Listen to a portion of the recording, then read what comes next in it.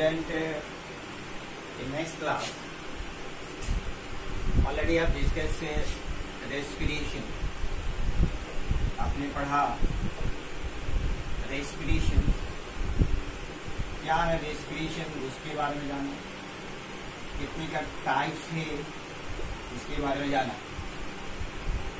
आपने जानते हैं कि रेस्पिरेशन क्या होता है, कि रेस्पिरेशन ये होता है कि हमने ऑक्सीजन लिया, कार्बोहाइड्रेट से 6H12O6 ये कन्वर्ट क्या कर जाता है, ये कर जाता है CO2 में प्लस H2O में प्लस एनर्जी।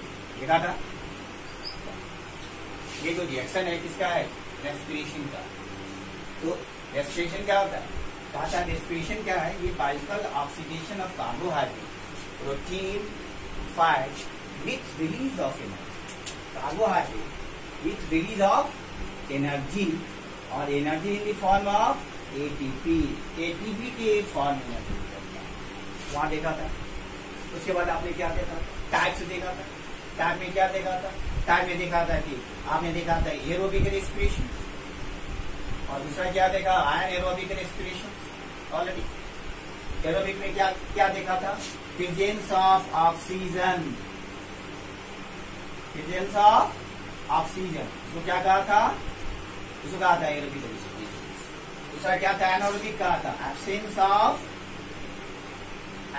ऑफ ऑक्सीजन, मतलब इसमें ऑक्सीजन एब्सेंस होगा, उसको आप एनाएरोबिक कहते हैं। स्टूडेंट, इससे पहले आपने एक प्रोसेस ही पढ़ा था, नहीं पढ़ा था ब्रीदिंग। ब्रीदिंग क्या होता है, ब्रीदिंग होता है इनहेलिंग और exhaling process plus exhaling process कहा जाता है। मतलब ऑक्सीजन का लेना और कार्बन डाइऑक्साइड का छोड़ना, that is called breathing. Breathing is also known as external respiration, है कि नहीं। ब्रीदिंग क्या कहते हैं, एक्सटर्नल रेस्पिरेशन कहा जाता है। लेकिन अब यहां देखेंगे दूसरा जो टाइप देखा था हम लोगों ने, वो था आपका सेलुलर रेस्पिरेशन। सेलुलर रेस्पिरेशन जिसको आप क्या कहते थे, इंटरनल रेस्पिरेशन। सेलुलर रेस्पिरेशन क्या कहते हैं, internal respiration that takes place by the tissue, that takes place by the cell, that is called aerobic respiration। आप जानते हैं कि हम जो रेस्पिरेशन लेते हैं, रुकिए, हम जो रेस्पिरेशन लेते हैं तो आपने देखा होगा कि ये जो यहां से यहां तक पूरा जो फॉर्म है वो कहा जाता है सेलुलर, या इसको कहा एरोबिक कहा जाता है। देखे उसने आपने क्या देखा, दो प्रोसेस देखा।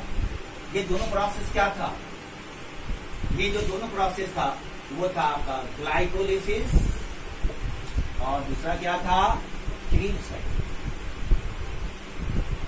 जब आगे जाएंगे ना नेक्स्ट क्लास में, 11th क्लास में डिटेल आपको पढ़ना है। लेकिन यहाँ चूंकि according to NCERT 10th class का उतना ही लेवल पे आप लोग को जानना है।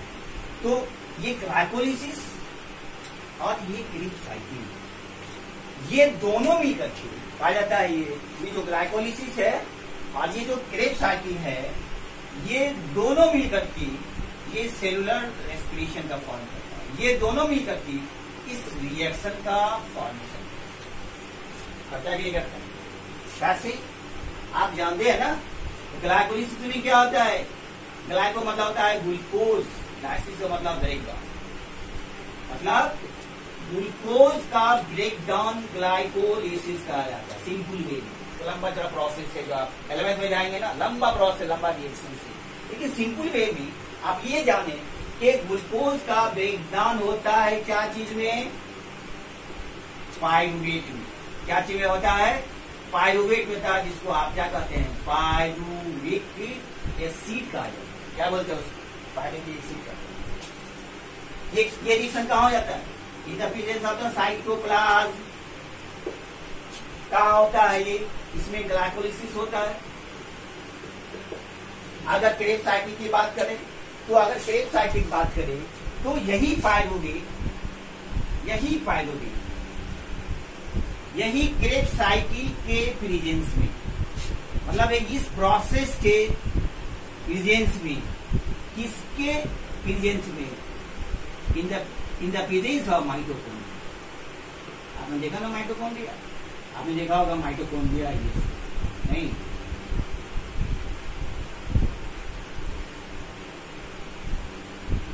आया था कि mitochondria takes place in aerobic respiration. ये जो माइटोकॉन्ड्रिया है इसमें कौन सा रेस्पिरेशन होता है? सेलुलर रेस्पिरेशन, एरोबिक रेस्पिरेशन होता है। तो ये माइटोकॉन्ड्रिया के प्रेजेंस में ये पायरुविक एसिड चेंज हो जाता है CO2 plus H2O plus 38 ATP मतलब यहाँ एनर्जी। क्लियर है? That's clear. ये किसका रिएक्शन है? ये आपका एरोबिक रेस्पिरेशन, एरोबिक रेस्पिरेशन ये आता है। तो आप जानते हैं क्वेश्चन बोर्ड पूछता है कि एरोबिक रेस्पिरेशन में जब ग्लूकोज का ब्रेक डाउन होता है तो कौन सा प्रोडक्ट बनता है? एक क्वेश्चन। दूसरा कहा जाता है एरोबिक रेस्पिरेशन में इन प्रोडक्ट क्या होता है? लास्ट प्रोडक्ट क्या बनता है? कार्बन डाइऑक्साइड, वाटर और 38 एनर्जी। मतलब ये दोनों प्रोसेस मिलकर के ग्लाइकोलिसिस और क्रेब्स साइकिल मिलकर के ये रिएक्शन का फॉर्म। ये था आपका, ये था एरोबिक रेस्पिरेशन की बात। आप अगर आप देखेंगे कि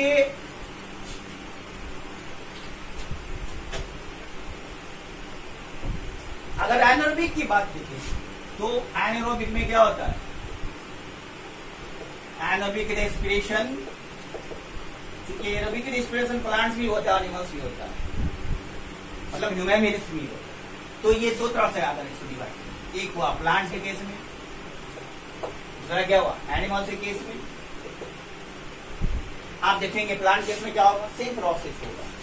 जिस तरह से आपने ग्लाइकोलिसिस देखा था, तो ग्लाइकोलिसिस में प्लांट की बात कर रहे हैं, ग्लाइकोलिसिस में ये क्या चीज में ग्लूकोज टूट गया था? ग्लूकोज का जो ब्रेक डाउन हुआ था ये पायरुवेट बना या पायरुविक एसिड बनाया था कि नहीं बनाया था? इसके प्रेजेंस में सेम प्रोसेस, साइटोप्लाज्म ग्लाइकोलिसिस हो रहा है यहाँ पे। यही चीज पायरुवेट क्या करता है? In the absence of oxygen, in the absence of oxygen ये क्या करता है? किसके प्रेजेंस में? इसके प्रेजेंस में। किसके प्रेजेंस में? इसके प्रेजेंस होता है फर्मेंटेशन। कौन सा प्रोसेस होगा? फर्मेंटेशन। ये क्या चीज में चेंज कर जाता है? ये कहा जाता है इथाइल अल्कोहल। क्या चेंज करेगा? C2H5OH plus CO2 plus 2 ATP alpha। Clear? That's clear. किसकी बात कर रहे हैं हम? प्लांट्स की बात कर रहे हैं। प्लांट के केस में इन प्रोडक्ट क्या होता है? इथाइल अल्कोहल, C2H5OH, उसके बाद कार्बन डाइऑक्साइड बनता है। कितना एटीपी का फॉर्मेशन होता है? 2 ATP का फॉर्मेशन। कितना एटीपी का? 2 ATP का फॉर्म होता है। इसका मतलब क्या हुआ? एरोबिक रेस में कितना एटीपी फॉर्म हुआ? 38 ATP। तो what is the main difference between the aerobic and anaerobic? तो एरोबिक में more energy release than the anaerobic. क्योंकि एनारोबिक में लेस एनर्जी क्या होता है? रिलीज होता है। उसमें कितना एटीपी का फॉर्म होता है? 2 ATP का फॉर्म। ये था प्लांट्स की केस। जहां था ये प्लांट की केस की बात करें तो प्लांट के केस में इन प्रोडक्ट क्या हुआ?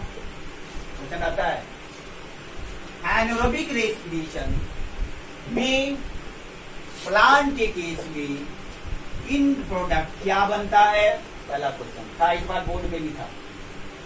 दूसरा क्वेश्चन इसी से बना, किसके प्रेजेंस में होता है? तो इसमें आप जानते हैं इस क्या होता है? इस पंजाब कौन सा प्रोसेस होता है? Fermentation process. आपने केमिस्ट्री पढ़ा, फर्मेंटेशन।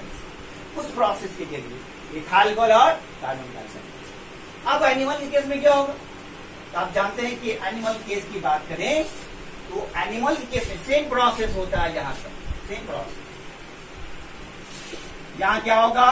ग्लूकोज का ब्रेकडाउन होगा पायरुवेट। क्लियर है? क्या में चेंज कर जाएगा?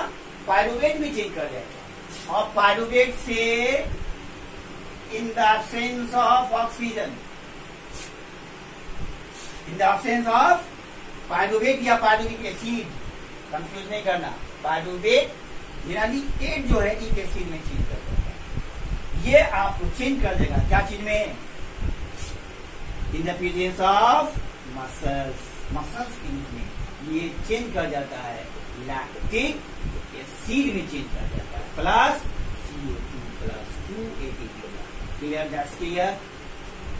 मतलब aerobic and aerobic respiration important क्या बनता, लैक्टिक एसिड बना, एरोबिक में क्या इंपॉर्टेंट बना, इथाइल अल्कोहल बना, CO2 ये आपका जनरल आइडिया है आपका रेस्पिरेशन के बारे में। अब आपको देखना है स्टूडेंट इस तरह से प्लांट्स में कैसे होता है, वो हम डिस्कस कर चुके थे। एनिमल में कैसे होता है आपने देखा होगा कि प्लांट केस की बात करें तो प्लांट्स में रूट के जरिए भी होता है, प्लांट में स्टेम के जरिए भी होता है, प्लांट में लीफ के जरिए होता है। जो प्लांट हर्बेसिस ऑफ ग्रीन होता है, जो रूट हर्बेसिस ऑफ ग्रीन होता है वो स्टोमाटा के जरिए होता है। स्टेम में जो ग्रीन होगा वो स्टोमाटा के जरिए भी होगा। लेकिन जो वुडी प्लांट्स है आपको हम बताए थे, जो वुडी प्लांट है क्या होता है, जो वुडी प्लांट्स है तो उसमें क्या होता है, फूड होता है तो लेंटिसिल के जरिए। उसी तरह से आपने देखा कि लीव्स में क्या होगा, लीव्स में स्टोमाटा के जरिए। प्लांट्स में एक सिंपल है, लेकिन एनिमल केस में क्या होता है आप जानते हैं कि एनिमल के केस में आप पढ़ चुके हैं कि एनिमल केस में एक एनिमल जो टेरेस्ट्रियल होता है, क्लियर है, एक एनिमल जो एक्वेटिक होता है, क्लियर है, जो ऑन लैंड रहता है उसको क्या कहिएगा, टेरेस्ट्रियल कहेगा, जो वाटर में होगा उसको क्या कहिएगा, एक्वेटिक कहेगा। हमारी में रहता है ना, पानी में भी रहता है और जमीन पे रहता है, वी आर द टेरेस्ट्रियल। लेकिन टेरेस्ट्रियल में जो होगा बहुत सारा, अच्छा अगर एक्वेटिक की बात करें तो एक्वेटिक में जमीन क्या होता है, फिश होता है, क्लियर है ना। तो फिश जो होगा वो रेस्पिरेशन कैसे लेगा, वो रेस्पिरेशन है बाय गिल्स के जरिए, इसके जरिए लेगा, क्योंकि वाटर में क्या होता है, वाटर में ऑक्सीजन जो है वो डिजोल्व हो जाता है और उस डिजोल्व करके ऑक्सीजन गिल्स के जरिए क्या होता है, वो रेस्पिरेशन। दूसरी बात टेरेस्ट्रियल की बात करें, अगर टेरेस्ट्रियल रूट में कहा जाए, अगर मैन की बात करेंगे, ह्यूमन बींग्स की बात करेंगे तो ह्यूमन बींग्स बाय लंग्स होगा, क्लियर है। लेकिन कुछ ऐसा एनिमल्स है जैसे फ्रॉग, फ्रॉग जो है लैंड में भी रहता है और फ्रॉग जो है वाटर में रहता है, नहीं तो चलेगा, लैंड में होगा तो किस तरह से रेस्पिरेशन लेगा, वाटर में होगा तो किस तरह से रेस्पिरेशन। तो आप जानते हैं कि जब ये वाटर में होता है फ्रॉग, क्योंकि फ्रॉग क्या है, एम्फीबियन, जानते कि नहीं जानते, क्या है फ्रॉग, एम्फीबियन है, यस। तो दोनों पानी में रहता है और लैंड में भी रहता है। तो जब वो पानी में होगा तो किसके जरिए होगा, गिल्स के जरिए। और इसका जो यंग वन स्टेज होता है उसको क्या कहा जाता है, young one stage, young one stage को कहा जाता है टैडपोड का, क्या बोलते हैं उसको, टैडपोड का। तो ये यंग में से हुआ जब ये पानी में हुआ, लेकिन जब ये लैंड में होगा तो क्या होगा, लैंड में होगा तो बाय दो तरफ से होगा, बाय लंग्स, इसको क्या कहिएगा, पल्मोनरी रेस्पिरेशन, क्या बोलेंगे, पल्मोनरी रेस्पिरेशन का, पल्मोनरी रेस्पिरेशन मतलब respiration takes place by the lungs. दूसरा है बाय स्कीन,